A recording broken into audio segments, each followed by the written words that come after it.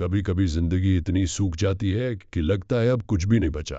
पर ऐसे ही पलों में एक छोटी सी उम्मीद सब कुछ बदल सकती है। आज की कहानी एक किसान की कहानी है जिसने हार मानने से इनकार कर दिया। एक छोटे से गांव में राघव नाम का किसान रहता था। वो हर साल फसल उगाता, गेहूं, दालें, मक्का। पर एक साल बारिश ही नहीं हुई। धरती फट गई, कुओं में पानी सूख गया और पेड़ भी जैसे मौन हो गए। गांव के लोग बोले, राघव, यहाँ अब कुछ नहीं उगेगा, चलो छोड़ो ये जमीन। पर राघव ने सिर झुकाकर कहा, अगर जमीन मरी है तो शायद उसे बस फिर से जीने की वजह चाहिए। उसने अपने गोदाम में खोजा और वहां एक आखिरी बीज पड़ा मिला, सूखा हुआ, बेजान सा। पर राघव ने उसे अपनी हथेली में रखा और मुस्कुराया, शायद यही मेरी उम्मीद है।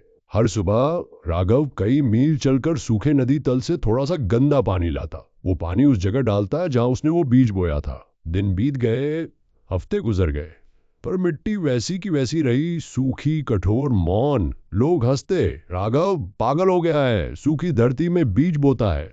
पर राघव कहता, अगर धरती मर गई है तो उसे जिंदा करने की कोशिश तो करनी ही होगी। एक सुबह जब आसमान सुनहरी किरणों से रंगा था, राघव ने देखा मिट्टी के बीच से एक नन्हा हरा अंकुर निकल आया है। एक छोटी सी पत्ती जो हवा में कांप रही थी पर जिंदा थी।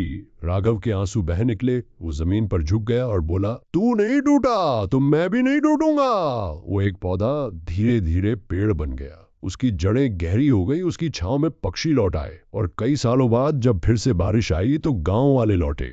सबसे पहले उन्होंने जो हरियाली देखी वो राघव का वही पेड़ था। वो पेड़ आज भी खड़ा है, गवाही देता हुआ कि जब सब कुछ खत्म हो जाए तब भी आशा जीवित रह सकती है। राघव ने जमीन नहीं बचाई, उसने उम्मीद बचाई।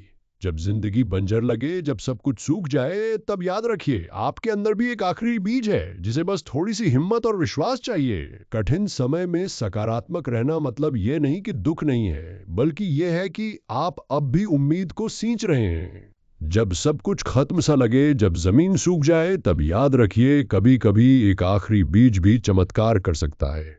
ये कहानी बताएगी कि कैसे उम्मीद और सकारात्मकता सबसे सूखे वक्त में भी जीवन बो सकती है।